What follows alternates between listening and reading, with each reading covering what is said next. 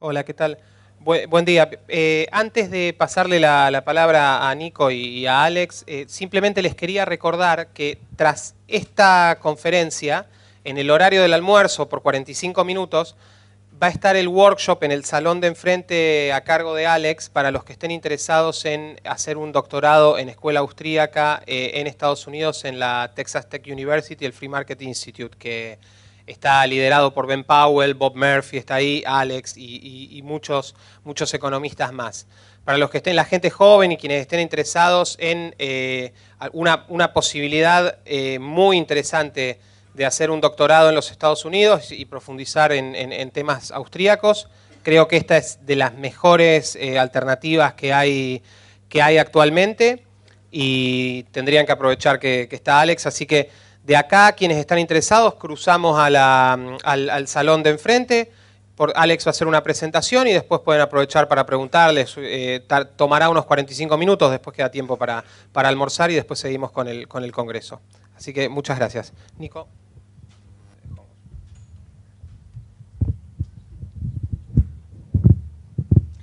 Okay.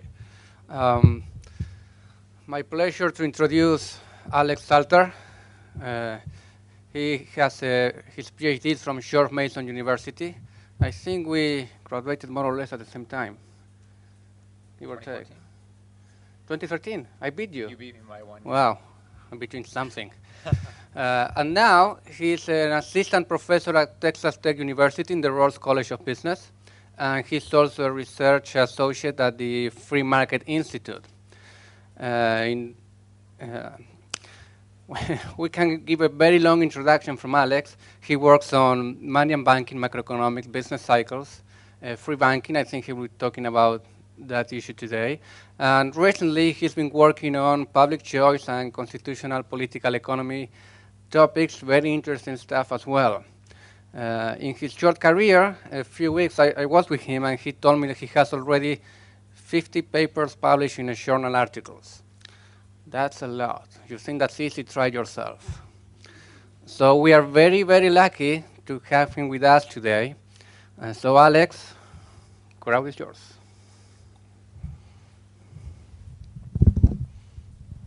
Thank you, Nicolas. First, let me say it's an honor to be introduced by a newly tenured professor. He just got tenure. How about a round of applause for Nicolas? Thank you. Thank you very much for having me. My name is Alexander Salter from Texas Tech University. It's my honor and pleasure to speak to you today about free banking systems.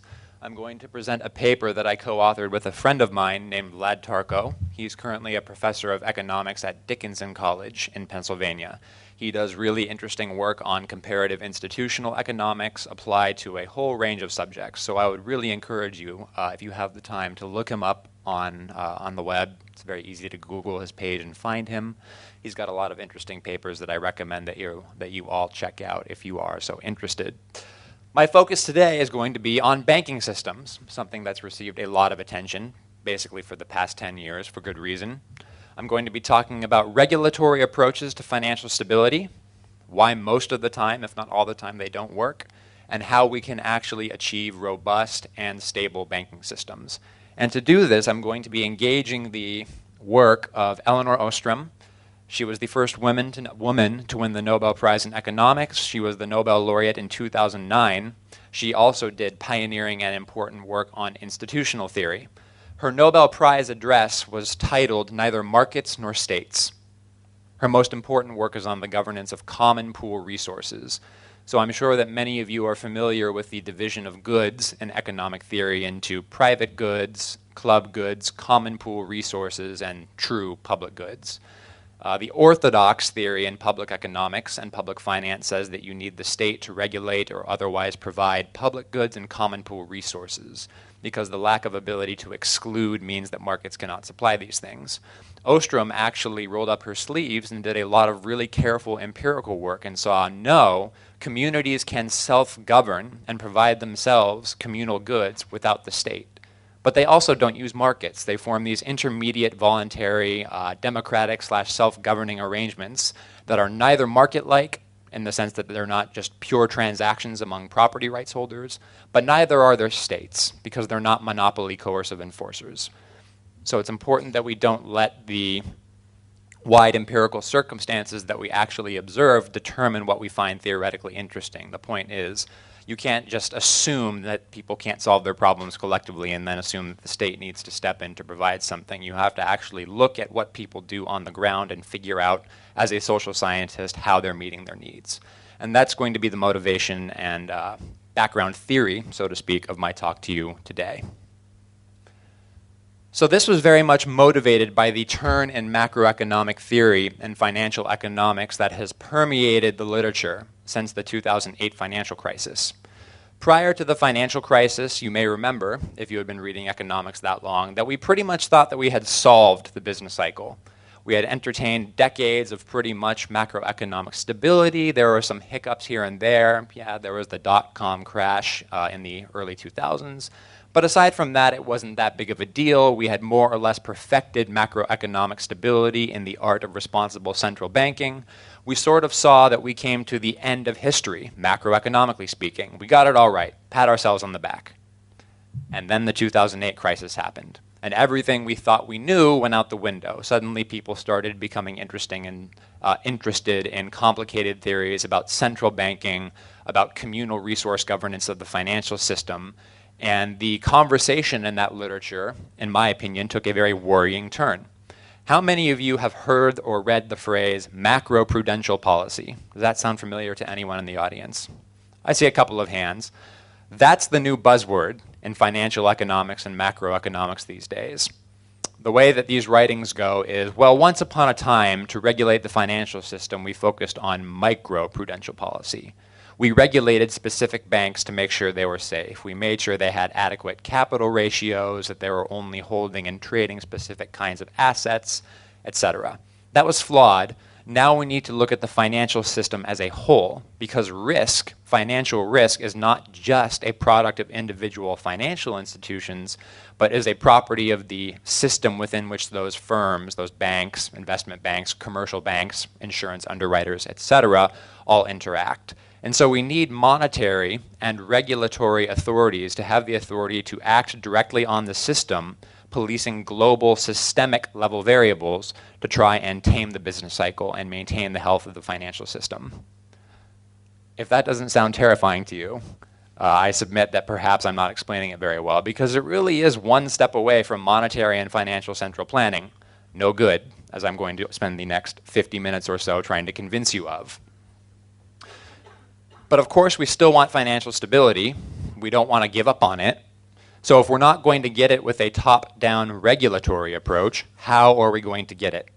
I, along with Vlad, answer, we can look to the polycentric structure of decentralized and free banking systems, and that will deliver financial stability. Polycentricity was a concept that was, where is it? There we go. Polycentricity was a concept devised by Elinor Ostrom. It's the thing for which she is perhaps most famous. Some of that work was co-authored with her husband, the political theorist Vincent Ostrom. As an aside, by the way, Vincent Ostrom wrote a book in 1994, I believe, called The Meaning of Democracy and the Vulnerability of Democracies. In my opinion, it's the most important work on democratic theory written since Tocqueville.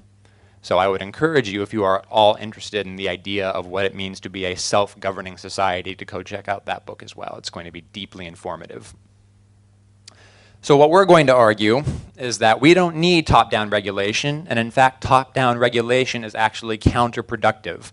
If we want a truly stable financial system, what we need to get right are the rules of the game, so to speak, the ground-level institutions. And then we can trust financial firms acting within those institutions to not only act for private profit, but also act towards a way that results in the maximization of consumer and producer surplus, the standard invisible hand story of economics. In other words, there is an invisible hand process for money and banking and finance. Money, banking, and finance are not weird. They're not this special case that requires specialized state interference. We can have a free and stable market in money and finance. So the concept that we're going to be using is institutional resilience, an idea, again, developed by Lynn Ostrom. Institutional resilience basically means that we have institutions that are robust to imperfections. in the form of incentive frictions and information frictions. In other words, we're looking for rules of the game that work well even when people are selfish and even when people are stupid. And especially both, when they're selfish and stupid, right? If people are very, very smart and completely selfless, it almost doesn't matter what institutions you have, right? If men are angels and are also omniscient, then who cares what the rules of the game are? Everything's already solved. The whole quest for robust institutions only makes sense if you assume that we don't know very much compared to how much we would like to know, and we're all kind of self-interested. Now, that may or may not be the case, but the important thing is it will sometimes be the case. And you want rules that work well even in that darkest or bleakest scenario. So if we can find those rules, then we will have gone a long way to protecting ourselves from the consequences of malfeasance in the financial sector. What we're going to argue in the paper is that the best example of a polycentric banking system is actually the kind of banking system most known throughout history as free banking.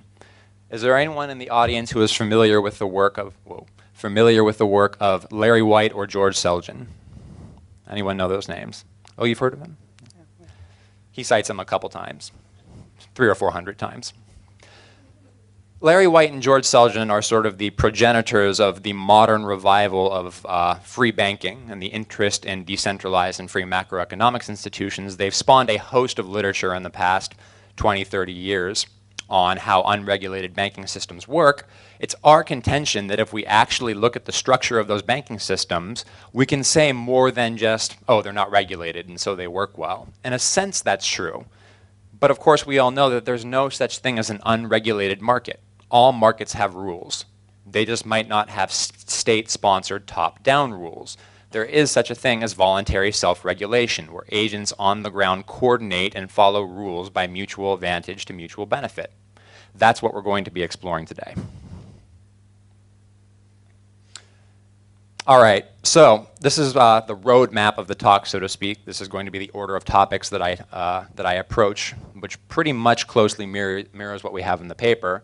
We already spent a little bit of time talking about institutional resilience. I'll say a couple more words on that so we can develop the concept a little further. I'm going to talk about why regulatory solutions don't work, why state top-down, state control solutions don't actually deliver financial stability. I'm going to talk about why free banking, in other words, polycentric banking, does deliver financial stability. I'm going to talk about some design principles that were outlined by Elinor Ostrom for what we should look for when institutions are working well, and then I'm going to conclude by basically discussing the implications. So what? Why should we care? What can we do with this, assuming that we're right? One caveat before we go on. I use the phrase design principles because that's the phrase that Elinor Ostrom used. But of course, the word design sort of suggests an engineering top-down approach, right? It's just a convenient shorthand for the rules that tend to produce good behavior. Where those rules come from is a slow and steady adaptive process of the agents on the ground learning and interacting. So these design principles are not just my version of financial central planning. We call them design principles because that's what Ostrom called them, and we're building on her framework, and so it's only polite that we continue to use her vocabulary, just so long as it's known that we're not just proposing an alternative top-down structure for financial regulation.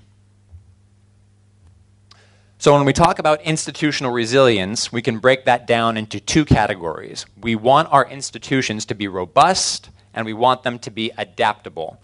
In other words, we want our systems to be able to withstand shocks. We don't want them to be buffeted or swayed easily. But at the same time, when the circumstances call for it, we want them to change. There is such a thing as being too rigid. In some circumstances, you want flexibility. Sometimes you want to stand strong, sometimes you want to adapt.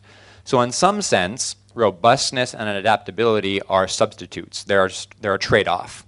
You get more of one, you're going to have less of the other. But there are multiple margins on which we can discuss these things. And on some of those margins, robustness and adaptability are complements rather than substitutes. So these are just the shorthand categories that we're going to be spending a little bit more time talking about. Let's see if we can get to the next slide where I can actually define them. Yes, here we go. So talking about the subcategories of resilience, what actually makes institutional systems strong? What makes them both robust when we need them to be robust, and adaptable when we need them to adapt to changing circumstances. What we're going to contrast is polycentric banking systems with monocentric banking systems. Monocentricity basically means a single top-down hierarchical regulator, not unlike the financial system in the United States today.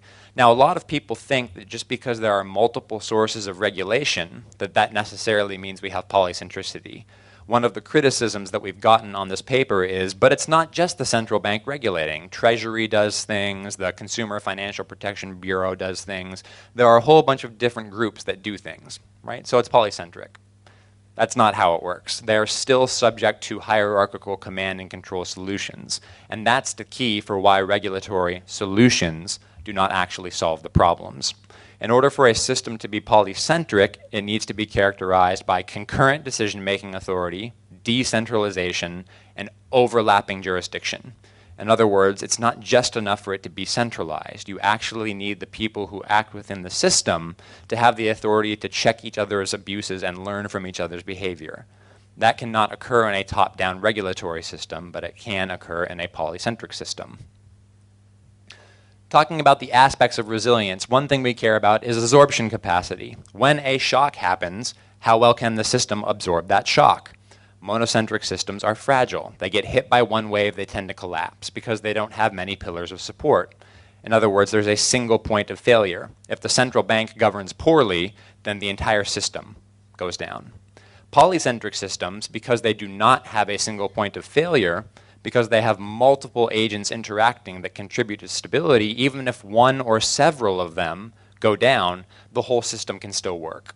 So no, the system as a whole does not depend on any one elements of that system performing well or doing well in the way that it does for a centrally regulated banking system. Speed of recovery, this one's pretty self-explanatory. We prefer faster recoveries to shorter recoveries. If there's going to be a shock and it's going to cause problems, we would prefer institutions that help us get back on our feet more quickly. We would prefer recessions to be short. I think that that's pretty self-explanatory.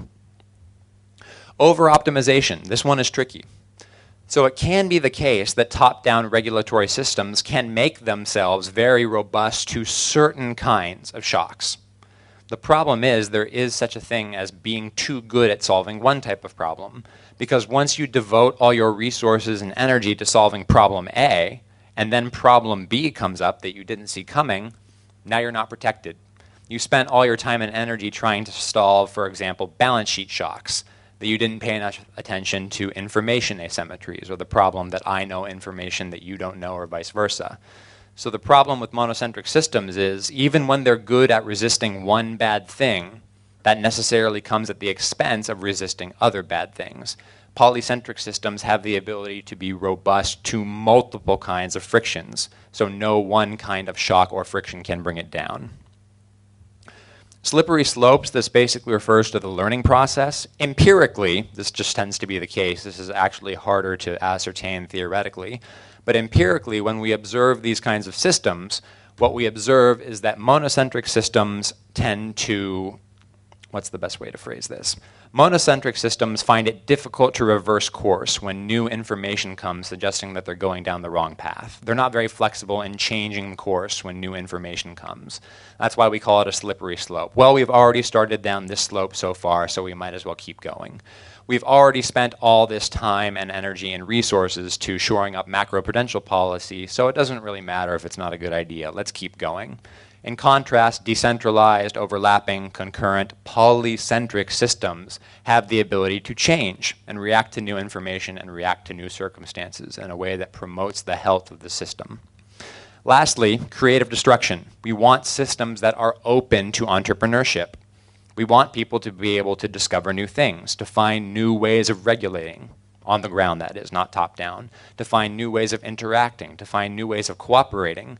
If you have a top-down monocentric system, the only potential for entrepreneurship is at the central bank.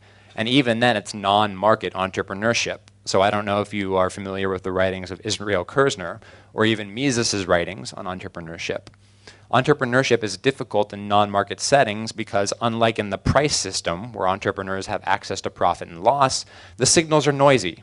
If I'm a political entrepreneur at a central bank, how do I know I'm doing my job well?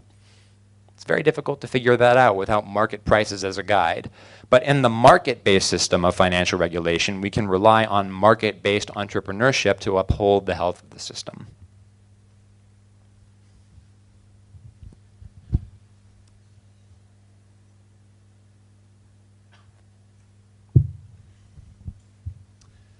So why does regulation not work?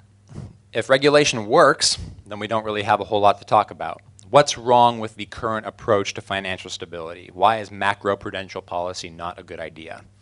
Two kinds of problems with macroprudential policy, and really all kinds of top-down financial regulations. Let's talk about knowledge problems first.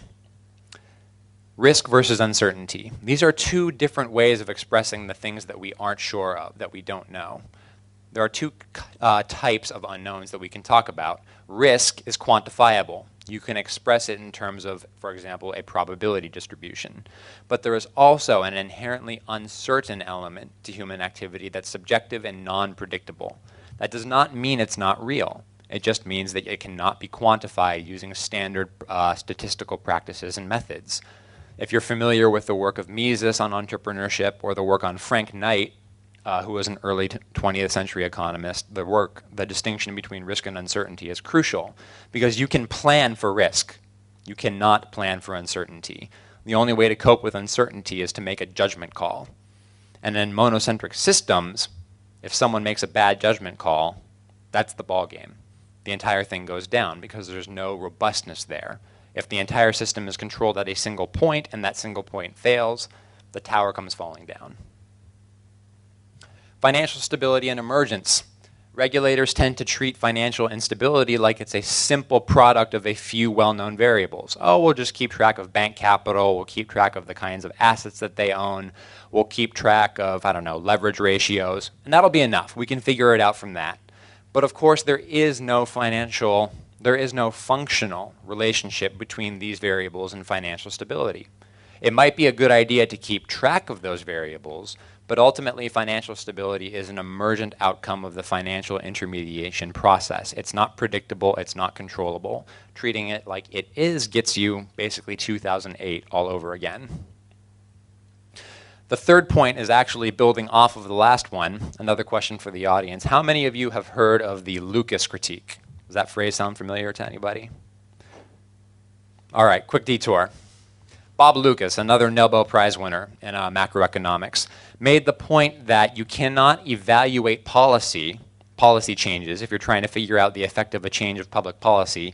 You can't just look at how people acted on the ground because they may have anticipated the policy change. So the fact that people have forward-looking expectations means that we cannot easily evaluate policy experiments. So the idea is there is not a simple relationship, for example, between inflation and unemployment, as early Keynesians thought. The idea is, oh, if you want to boost aggregate demand, you can have higher inflation, but you can lower unemployment that way. Or if you want to get control of inflation, you can tighten the money supply, stop government spending or whatever, and that's going to dampen inflation, but at the cost of more unemployment. They thought that they actually had a menu of policy options. Of course, they didn't. The reason they didn't is because the system could not be controlled from the top down, because as soon as public policy started changing, the agents on the ground changed their expectations. They made contracts in a different way, they negotiated in a different way, they started behaving in expectation of future policy changes. That's exactly what happens in the financial system every day. If all the agents in the financial system become aware of what the regulatory rules are going forward, then they're just going to try and game tomorrow's rules today. And that's going to undermine the integrity of the system, which is why there is no simple and exploitable relationship between the variables that we might care about and financial risk. Incentive problems. These are the more familiar problems that economists talk about. This point is very Austrian. It's also correct. It's to the economics profession's shame that they don't take this point seriously enough. These points are more well understood by mainstream economists. They tend to understand incentive problems a little bit better than knowledge problems, which is good because at least it means that they're getting half of the equation correct. Macroprudential policy or any top-down solution only works if regulators do not pre-commit to always bailing out the financial system. If regulators have committed or signaled to financial institutions that they're always going to get bailouts when bad things happen, well, then banks have no incentive not to gamble in the first place. It's like going to Las Vegas with somebody else's credit cards. Of course you're going to gamble more because it's not your money.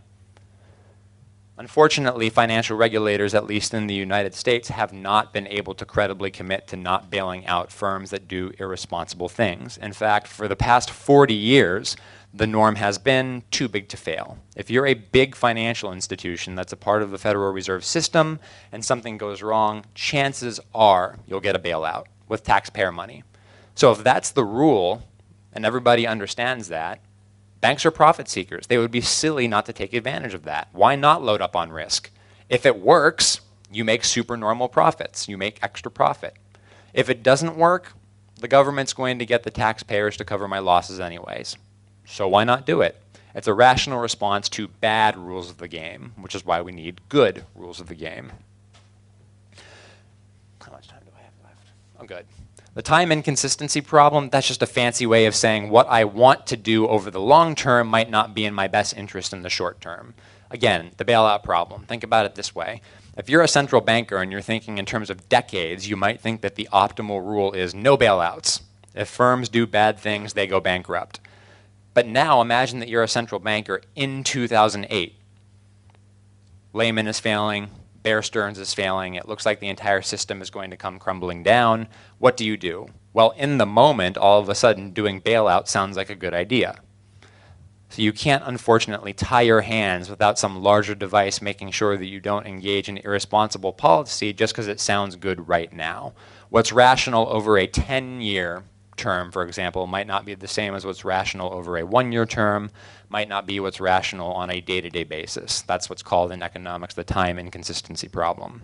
And moral hazard, we already mentioned that. When private firms know that they're going to be helped out by the government in the event of bad things happening, they don't have any incentive to stop bad things from happening. Why would they? It means they make less money. Bad rules of the game. So what is it about free banking systems that fixes all these problems? If you know anything about the history of free banking systems where there is no top-down state regulation specific to banking, you'll also be surprised that such systems have actually been very stable. They're less prone to macroeconomic crises and financial crises than systems that rely on top-down state regulation. Scotland during the late 18th and early 19th century, Sweden during pretty much the entire 19th century, Canada for almost all of its entire history, at least up until the First World War, and probably also the Second if you want to be generous. These are all famous examples of free banking systems, more or less free since there's never been a perfectly free one. But they're all examples of banking systems that had very, very little financial regulation, and yet they were stable. Several thousand banks failed in the United States during the Great Depression. Anyone want to guess how many banks failed in Canada? Anyone else want to guess how many banks failed in Canada? 0. 0 bank failures during the Great Depression. There's a reason for that, right? It's not just luck, and it certainly wasn't because Canadian regulators were smarter than American regulators. They might have been nicer. They are Canadian after all. But it has nothing to do with knowing more or being a better person. It has everything to do with the health of the system itself.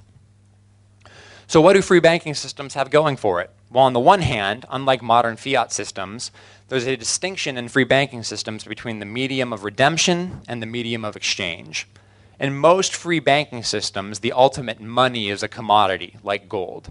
The banking system creates money by conducting financial intermediation. So what people use as money on a day-to-day basis is not gold itself, but something that is an asset that is a claim to gold.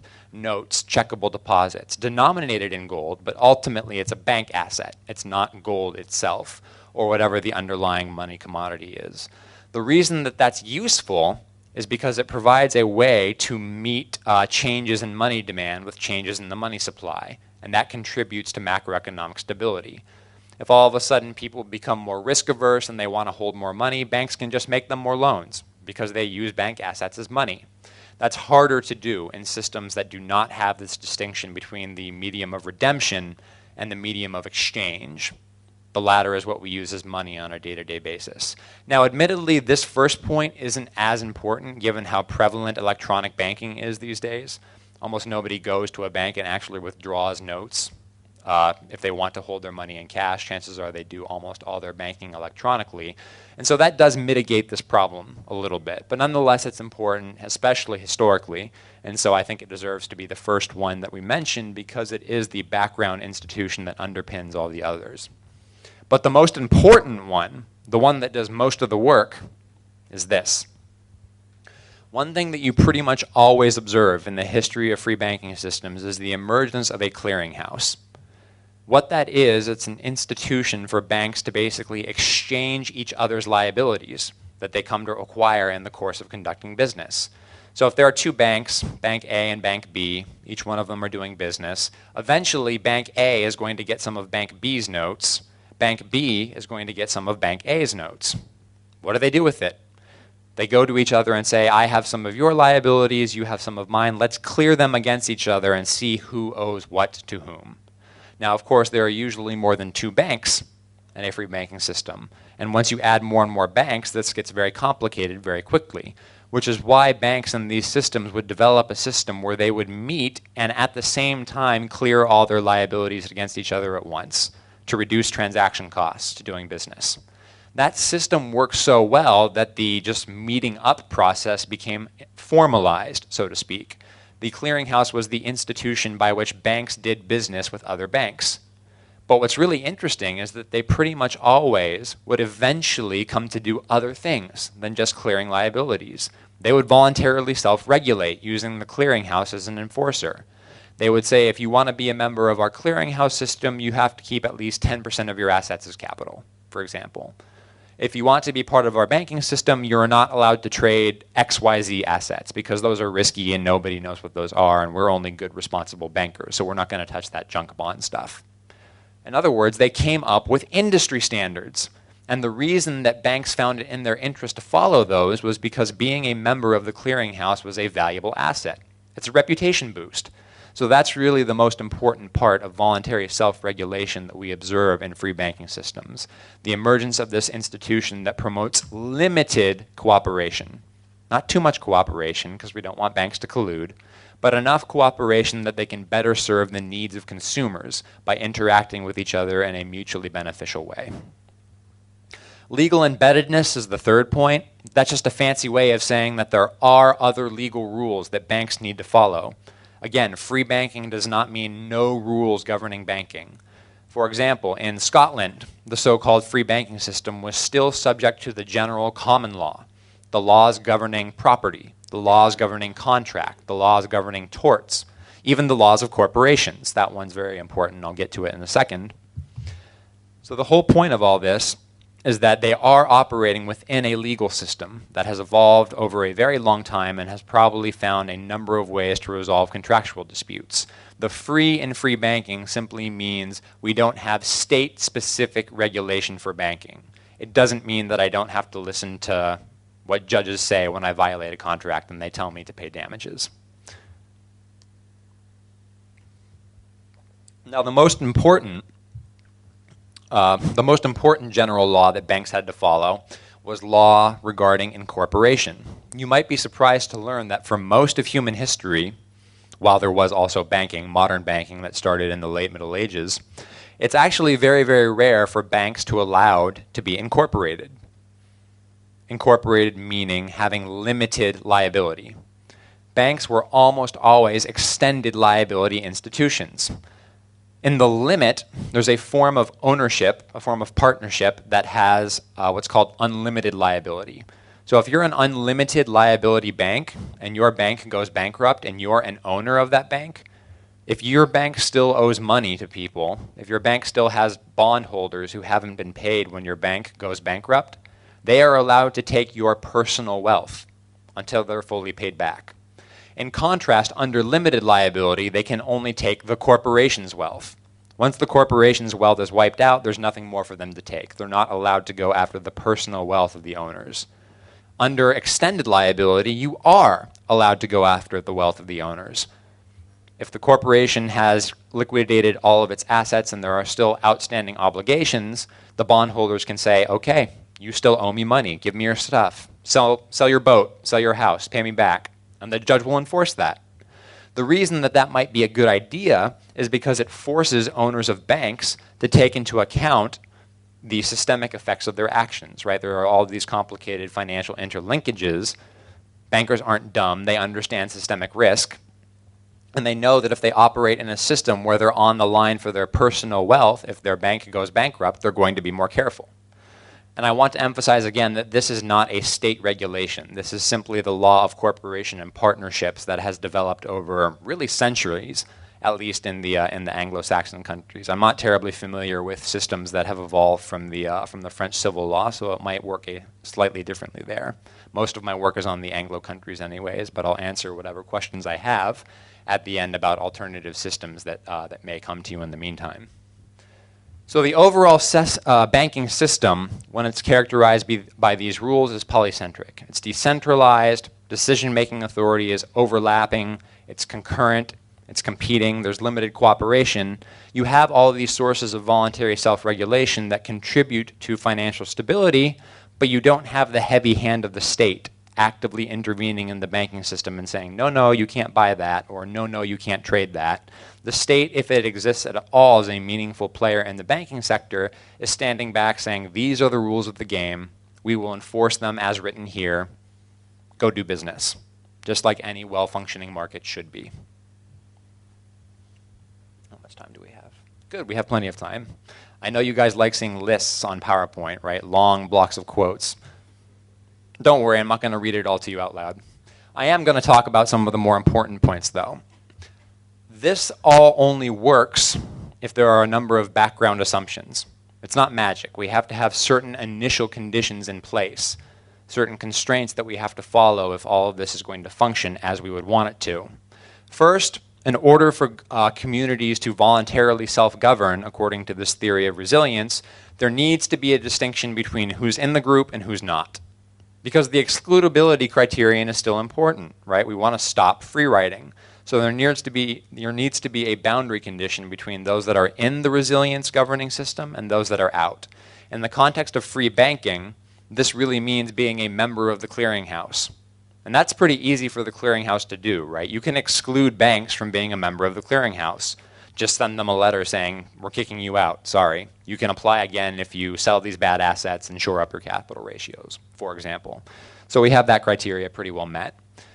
A proportional equivalence rather, between benefits and costs. This is the graduated sanctions condition. This basically means that as people break the rules, the punishments get more and more severe. You want step-by-step increasing punishments because you want effective deterrence on bad behavior at the margin. This is something that it's difficult for monocentric systems to do, central banking systems to do, because it's difficult for them to observe breaks in the rules until after something has gone horribly wrong. But the clearinghouse system enables banks to monitor each other on a case-by-case and day-by-day basis, so it's easy for them to implement sanctions if a bank starts behaving irresponsibly. For example, hey, Bank A, you're a member of our system. We require that you keep at least 10% of your assets as capital. We noticed that for the last 2 months you've been operating at 8%. We're going to penalize you. We'll take away the penalty as soon as you shore up your capital ratio and get back to 10%. Banks did that. Again, we do observe self-regulation in voluntary banking systems, and this system of graduated penalties is very important to actually enforce that kind of behavior. Collective choice arrangements, that just means that there needs to be some institution on the ground that actually enables collective action. Monitoring, we've already hit that one. Graduated sanctions, good. Conflict resolution mechanisms. That's one that we haven't spent a whole lot of time talking about yet, but it's also very important. In the course of business, banks are going to disagree with each other. They're going to have contractual disputes. We had a contract to exchange asset X for another asset Y. I think I upheld my end of the bargain. You don't. How do we resolve that dispute? Now, in a limited sense, the clearinghouse does provide for some dispute adjudication, but this is why legal embeddedness is so important, because in the background, there's the ordinary system of courts that are enforcing the general rules of the game. So if the clearinghouse can't solve the problem, we don't need to go all the way to some heavy-handed administrator. We can make recourse to a decentralized dispute adjudication process that comes from a society's general background laws. Minimal recognition of rights to organize. This is actually something that's not observed terribly much in the United States today. It basically means don't penalize banks for undertaking voluntary self-regulation. Why might you want to penalize a bank for undertaking voluntary self-regulation? Because to a regulator, that looks a lot like collusion. And collusion is bad, right, according to standard economic theory. It gets you oligopolies, it gets you monopolies. That has a whole bunch of welfare costs that we don't like. So whenever we see banks cooperating with each other, that sends off red flags. That makes sense if you adopt the mainstream economics paradigm. But if you look at things this way, you realize, no, banks can actually interact easily and help each other engage in limited cooperation without necessarily doing bad things to the consumer. It can actually be in the interest of society for businesses to cooperate on some issues. Not all, but some. Right. And that last point, which is italicized for lines and lines too long, that was bad PowerPoint design on my part. I apologize for that. It basically means that there needs to be some regular mode of interaction between the agents in the system. Banks need to be able to communicate with other banks. Banks need to be able to communicate with lawyers. Lawyers need to be able to communicate with judges, et cetera, et cetera. The networks, the social networks, the political networks, the economic networks that bind all the agents together cannot be isolated. It needs to be sufficiently decentralized that people can actually undertake independent action, but not so decentralized that it's impossible for us to communicate with each other. There is such a thing as too much decentralization. It makes transaction costs too high. In many cases, we can rely on markets to tell us information about the efficient scope of decentralization. If we have the rules of the game right, that applies to finance as well. So in conclusion, top-down regulatory reforms or ways of stabilizing the banking system do not work. They simply don't. We've tried it multiple times. We've still had crises. The reason they don't work is because top-down regulatory solutions fall prey to a host of information and incentive problems. Regulatory solutions do not work well unless regulators know everything and are angels, have perfect incentives. That doesn't describe anybody, private sector or public sector. So we're really, in embracing this top-down regulatory approach, we're embracing a system that only works well if people are perfect. But if people are perfect, there's no need for the regulatory system in the first place. So it's kind of a paradox, a contradiction, if you will, which is exactly why this alternative way of looking at banking systems is important. This point won't be as relevant because this is mostly in the US context. To make it a little bit more broad, we can say, okay, even if you grant me everything that I've said so far, that doesn't tell you a whole lot about how to get there from here. It's one thing to talk about how this system would work if we had it, but we don't have it. We haven't had it for hundreds of years. In a certain sense, we've never actually had a truly free banking system, but we've had close enough. But the point is that looks very different than what we have right now. We have all these regulations, we have all these agencies in all countries, not just the United States, that make the banking system more fragile. How do we get to a robust, free banking system? The transition path is very tricky. That would be the subject of book upon book upon book. The one thing that we can say is that the short-term solutions to this problem involve basically taking away restrictions on competition and experimentation. Don't crack down on new kinds of financial assets. Don't try and regulate Bitcoin, for example, as if it were some sort of illicit financial security. Repeal legal tender laws. Basically get rid of laws that prevent banks from innovating and experimenting. That's the first step. The second step is to improve the incentives of those who work within the banking system by doing whatever you need to do to stop too big to fail. Don't bail out banks when they make bad financial decisions. That just rewards bad behavior. Now, there are also problems with respect to deposit insurance. Is there official deposit insurance, an official deposit insurance institution in Argentina? I don't actually know. In the United States, it's called the FDIC.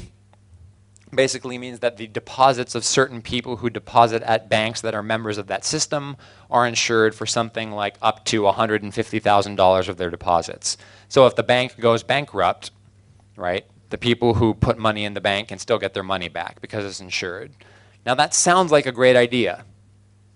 Unintended consequence, though, is it completely, or not completely, but mostly takes away depositors' incentives to monitor banks. You need someone watching banks. Historically, people who would deposit with banks would also say, okay, show me your quarterly income statement, show me what you're doing with my money, et cetera, et cetera. Once you insure deposits, because depositors know they're going to get their money back, they stop watching banks to make sure that they're not doing anything irresponsible. Well, what do banks know? What do banks do when they know they're not being watched? They load up on risky assets and play the roulette game. So we're right back where we started, which is exactly why we need to get rid of any rules that we have that incentivize bad behavior on the part of financial institutions. Now, in the context of this talk, I've said a lot of things like bankers gambling, right? I've talked about banking as if it were an antisocial or somehow destructive activity. Nothing could be further from the truth. Again, I'm a big fan of people who work in the financial sector. I almost went onto Wall Street myself. I'm simply talking about these topics this way because we need to find a way of making this work well, even assuming that people don't know everything and sometimes face bad incentives. So it's not that banking is socially costly, it's not that banking is bad, it's just that bankers are ordinary human beings like you and me, so are financial brokers, so are everyone, public and private, who acts within these systems. And so instead of assuming that they're angels, and instead of assuming that they're devils, we'll just assume that they're ordinary human beings. And ordinary human beings confront collective action problems, and if we're going to flourish when we interact with each other, those collective action problems have to be solved. In theory, there are two ways to do it: the state versus voluntary self-regulation. In this case, I would argue in just about every case, the state is a very bad solution to the problem. So if we want actual financial stability, voluntary self-regulation is the only game in town. Thank you very much for your time and attention. I'm happy to answer your questions. And thank you also very much for permitting me to address you in English. This would not have gone very well if I had to address you in Spanish. Thank you. Okay. We have around 10 minutes for questions here.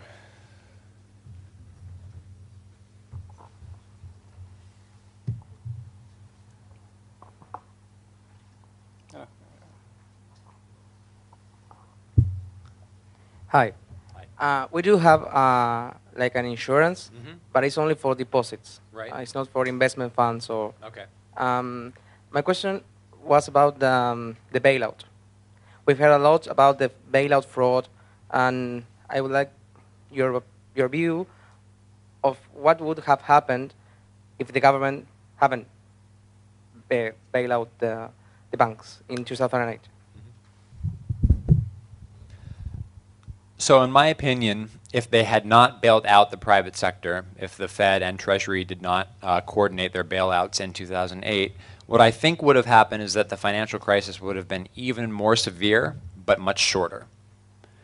So one of the problems with the policy that was actually pursued by the Federal Reserve in particular in 2008 was they eschewed normal monetary policy solutions and tried to focus on shoring up banks' balance sheets. Right? So if you read a macroeconomics textbook and you're trying to fight a recession, what's the thing that you do? Print money if you're a central bank and buy assets. Get that money into circulation, that boosts aggregate demand. The Fed explicitly did not do that in 2008. First, they gave banks a whole bunch of money by taking bad assets off their balance sheet, and then they borrowed that money back by paying interest on deposits. So that's not going to do anything to the overall health of the final goods and services economy, but it is going to take the bad stuff off of banks' balance sheets. You're basically swapping bad, risky assets for safe, short-term liquid assets. So the idea there was if we can shore up banks' balance sheets through bailouts, through other forms of asset purchases, we won't have to worry about the financial system collapsing, and we won't have that much inflation because the money won't circulate. It'll mostly stay with banks. Unfortunately, what ended up happening was the Fed expanded its balance sheet massively, completely changed how it conducts monetary policy, and because it paid interest on reserve in addition to already giving banks all this money, the money just sat around and the recovery was very slow. So I think what we would have observed is something much closer to 1920, 1921 in the United States. There would have been an even larger crash, but then we would have seen a pretty quick recovery. I do not think the world financial system would have melted. I don't think that, don't get me wrong, the system was more severe than anything that had been done since the Great Depression. But I don't think it was the end of capitalism.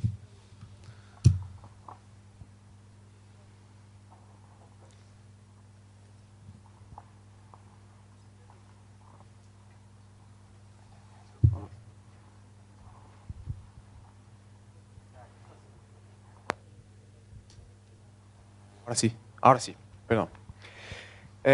All right, it's been very interesting. I had many questions, but just to keep things simple, I just came up with this. What do you think about this Nassim Taleb quote? Anti-fragility is beyond resilience and robustness. The resilient resist shocks and stays the same. The anti-fragile gets better. What do you think about this? That's a very interesting quote, and my dissertation advisor, Lawrence White, actually wrote a paper on anti-fragile banking systems that builds on that Taleb quote and some of his other ideas. In my opinion, so the idea itself is very good, and I endorse it fully. But I'm not sure how relevant it is to what I talked about today, since in his sense I am talking about resilience, right? I'm not talking about systems that actually get stronger after they're stressed. I'm just talking about systems that can resist stress. So a truly anti-fragile system would have to work better when it's in distress, right? If this is how it works normally, it would have to work somewhere up here when bad things start happening. If I could find a way to make the banking system do that, I'd be very, very rich. I don't know how to do that, so instead I think I'm going to settle for resilience. But the ideal is, yes, systems that not only stay as good as they are, but actually perform better when they're stressed. Right? So I think the metaphor Taleb uses is resilient systems are like a phoenix, right? Whenever they die, they're reborn from the ashes. But anti-fragile systems are like hydras. You cut off a head and two more grow in its place. So they actually get nastier and stronger the more you fight them. So I think that for banking systems, resilience is the good starting point. But finding anti-fragile institutions would be a very interesting research project. Excellent presentation. Thank you a lot. Thank you.